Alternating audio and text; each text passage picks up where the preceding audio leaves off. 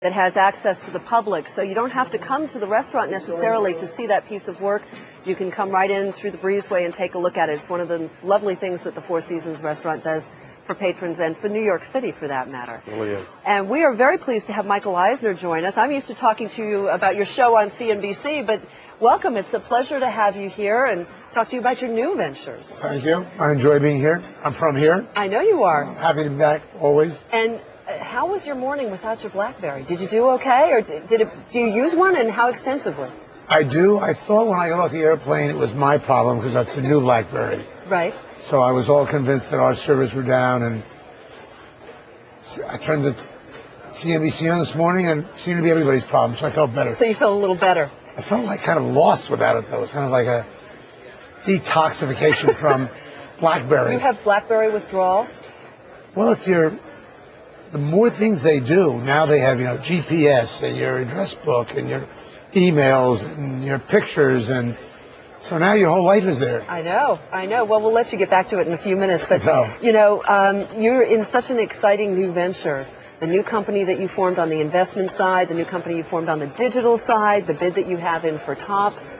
You're really at an amazing point in, I don't know which career this is for you, the head of Disney, now the investment mogul. Are you enjoying it? Well, it's all new and it's all old. Right. In the internet space, I'm trying to do the kinds of content that I did when Barry Diller and I started the movie back in the 60s on ABC. High concepts, multiple episodes, emotional characters. And the internet, with the increasing speed, is going to be the place, it may be a year, it may be 5 years, where mainstream professionally produced content, not just emails and BlackBerry issues, will be streamed. And you'll be able to do things that I could never do, running Disney, running Paramount, and running ABC. But what does that mean for Disney, Paramount, ABC, NBC? I don't know what it means for them, but it means a lot for the world. I mean, for instance, I don't know if this is the appropriate time for it or just in my mind. I've always wanted to do position through story on the ridiculous of having guns and automatic weapons in our society. And it's been very much obviously in the news, sadly. But when you're in a public company and your Washington office is saying, don't fight the NRA, or you're in a big company where your major constituencies are middle Americans, and where you don't own the company, you're working for your shareholders, you got to be very careful. We pushed through same-sex health insurance, some very advanced things. When you were at Disney? At Disney. Yes. But we never could do the kind of material that I can now do, because nobody can tell me I can't do it. So I think the solution is to get the public in an emotional, story-driven way behind the goal of an abolition on handguns and automatic weapons. Because politicians are almost co-conspirators in this bloodshed.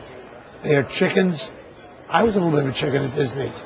Nobody will take on what I consider the imbecilic arguments of arming America. So now it's prom queen today, right. A bunch of kids in high school, 80 episodes, having a good time, and then maybe it'll be Tops and baseball cards and sports on the internet. But someday, the public will get in control of content that can make a difference. So you view this very quickly as a sea change, as an inflection point. This is as big a sea change in story-driven content, not controlled by gatekeepers, beginning with movie theaters and exhibition and broadcast and cable and government licensed venues, as big a sea change as the invention of the motion picture camera. I don't know whether I will participate in it. I want to a little bit. I want to be part of it.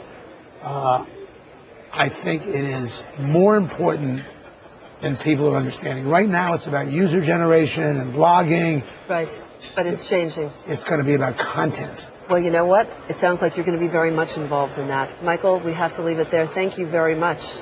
Thank you for inviting me. Not only did you get a chance to see Michael on Power Lunch, but you will get a chance to see him once again on Conversations with Michael Eisner, which you can see only here on CNBC. Coming up, something that Michael alluded to, which is the globalization of content and information. Well, that is leading to a lot of changes in currencies, in governments, in the role of Europe, in the role of the United States. Steve Leisman is going to kind of wrap all of that up for us in a fast